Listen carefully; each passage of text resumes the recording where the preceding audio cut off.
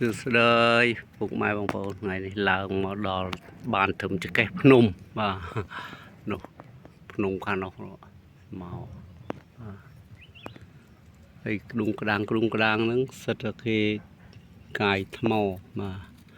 ហើយថ្ងៃនេះខ្ញុំចង់ប្រាប់ពីប្រភេទសីកងក្រកហើយនិងសីផើមបាទនេះមិនមែនភេទកងក្រកទេបាទជាសីផើមស្អុយធម្មតាបាទនឹងគេអត់អាចយកជាការបានទេណាបងប្អូននេះ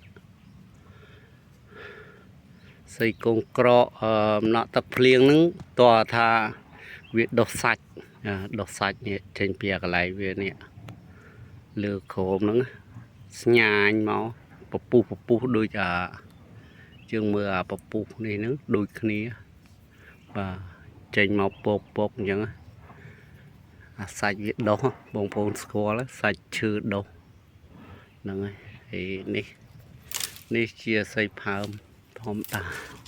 វាកងពលឺយ៉ាប់នេះឃើញបាទសីធម្មតាទេបាទនឹងក៏ប្រាប់បងប្អូនបានដឹងប៉ុណ្ណឹងហើយចេះកុំទៅយក